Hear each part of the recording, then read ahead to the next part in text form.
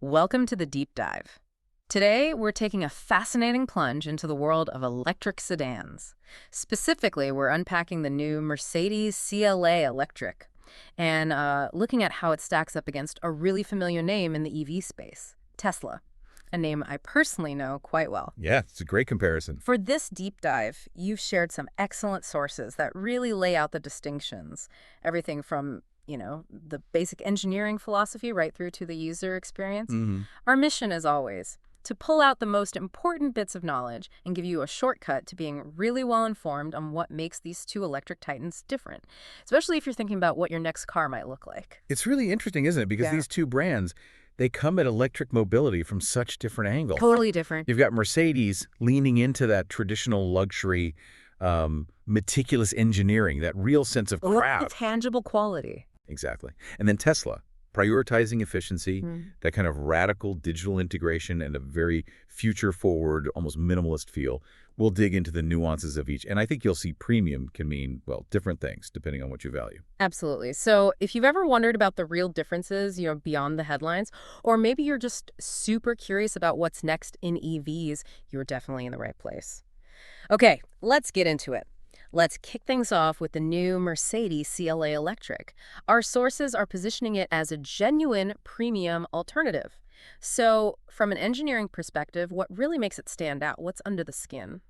Well, what the sources consistently point to at the CLA Electric is this almost excessive attention to technical detail Yeah. and superior component quality. Okay. It's built on their new MMA electric platform, which, this is important, operates at 800 volts. Hold on, 800 volts. Now, for someone maybe not deep in the EV specs, what does that higher voltage actually mean for the driver, like day to day? That's a great question. It's significant.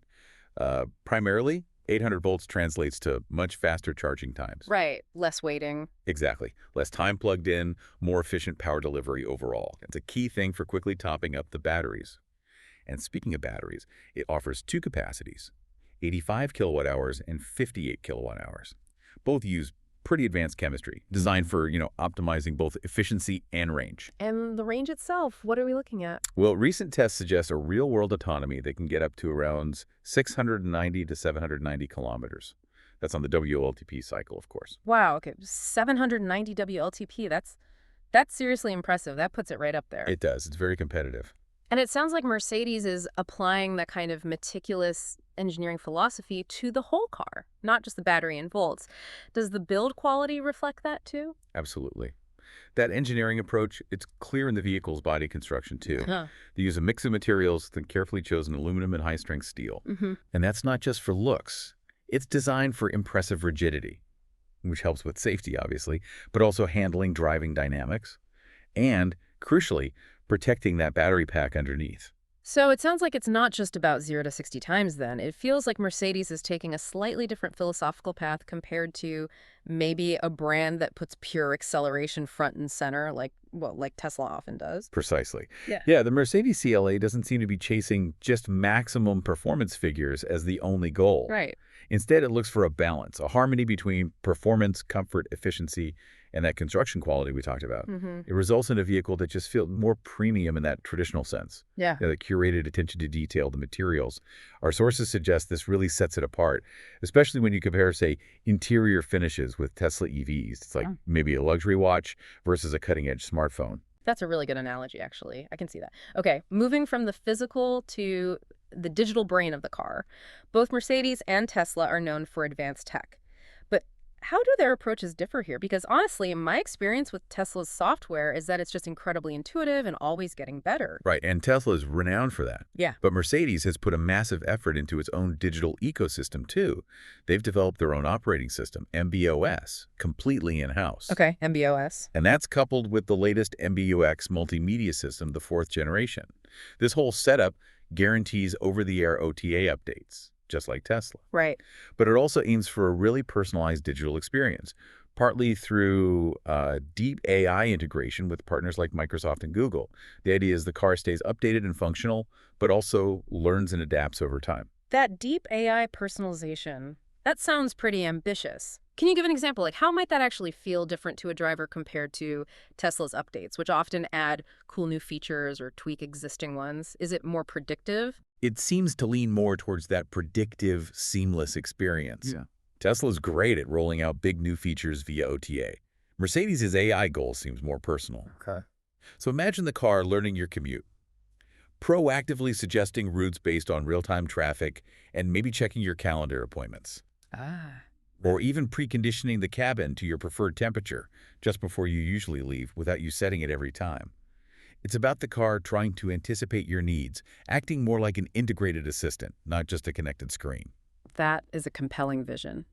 Different, definitely. Yeah. Now, beyond the software, there's another really crucial part of owning any car, especially an EV technical assistance: service.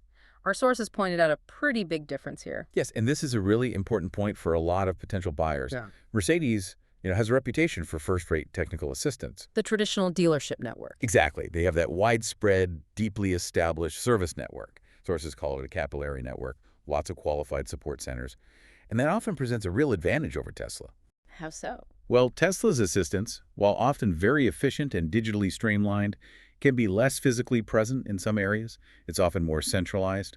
So depending on where you live, getting hands-on help might involve a different kind of experience.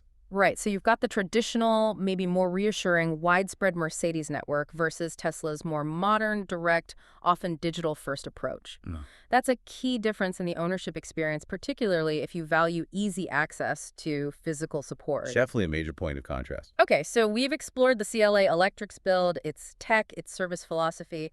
Let's talk about where it fits in the market. What kind of price are we looking at, and who are its main competitors? Sure.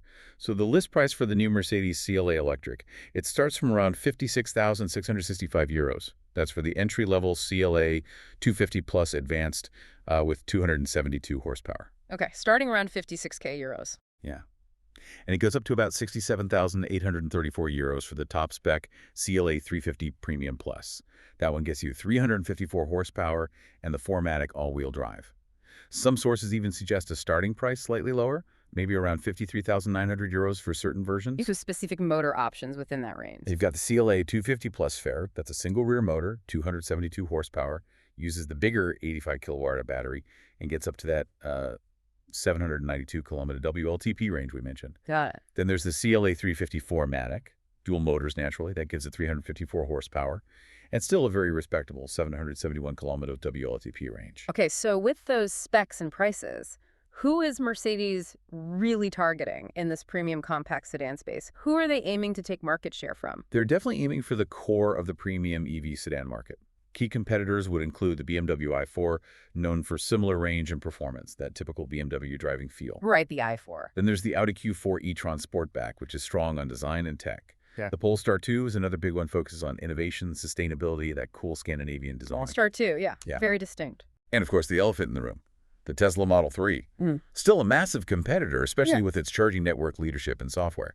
Though, as our sources note, and as we discussed, maybe its interior finishes aren't quite at the same level, which plays right into Mercedes' hands. True. So the CLA, based on the sources, aims to challenge all of these with its specific mix, the build quality, the tech, and that premium assistance network we talked about. Okay, so wrapping this up, what does this all mean for you, the listener, trying to figure out this exciting, sometimes confusing EV landscape? Our deep dive really confirms the Mercedes CLA Electric is positioned as a highly refined, technologically advanced car. It definitely reinforces that feeling of, superior component quality and top-notch technical assistance compared to maybe some aspects of Tesla's offering, particularly interiors and the service network spread. It really does highlight how different manufacturers are defining premium in this electric era, doesn't it? Yeah, it's a fundamental question. Is premium about that tangible, traditional craftsmanship and that widespread, easy-to-access service?